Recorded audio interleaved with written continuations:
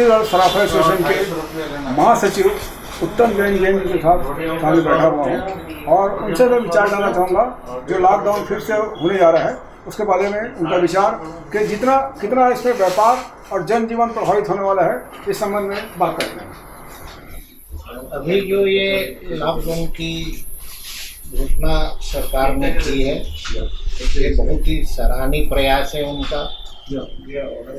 जनजीवन और आम जनता के लिए सुरक्षा के दृष्टिकोण से बहुत ही महत्वपूर्ण कदम है कि हम इसका स्वागत और अभिनंदन करते हैं एवं सहयोगात्मक रूप रखते हुए हम पूर्ण रूप से सहयोग करने की घोषणा करते हैं।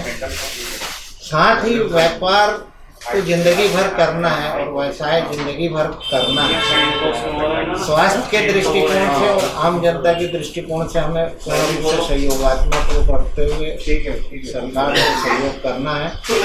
हमें व्यवसाय की उतनी परवाह नहीं है। पहले आदमी अपने स्वास्थ्य को लेकर जो चिंतित है और जो केसेस बढ़ रहे हैं छत्तीसगढ़ में, एक समय ऐसा था जब हमारा छत्तीसगढ़ सबसे टॉप स्थिति में था, लोएस्ट केसेस थे हमारे पास, और जिस स्तर से आज बढ़ रहे हैं केसेस उस स्तर से क्वेश्चन मार्क लग गए कि आगे क्या होगा।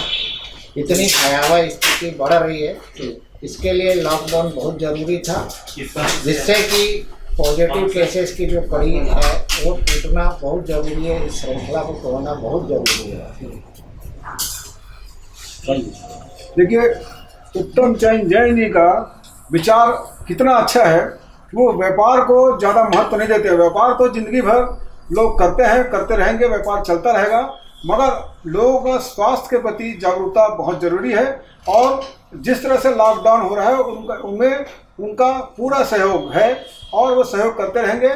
और इसी तरह से लोग की सोच होनी चाहिए ताकि हम अपने सारे उस नियम को पालन करें जो कोरोना से संबंधित है, और मास्क लगाएं, सैनिटाइजर यूज़ करें और एक दूसरे डिस्टेंसिंग का पालन करें। और इसी तरह का सोच जो जैन साहब रखते हैं, ऐसा ही सोच आप भी रखें तो आप कोरोना से बचाव कर सकेंगे और हम सुरक्षित रह सकेंगे।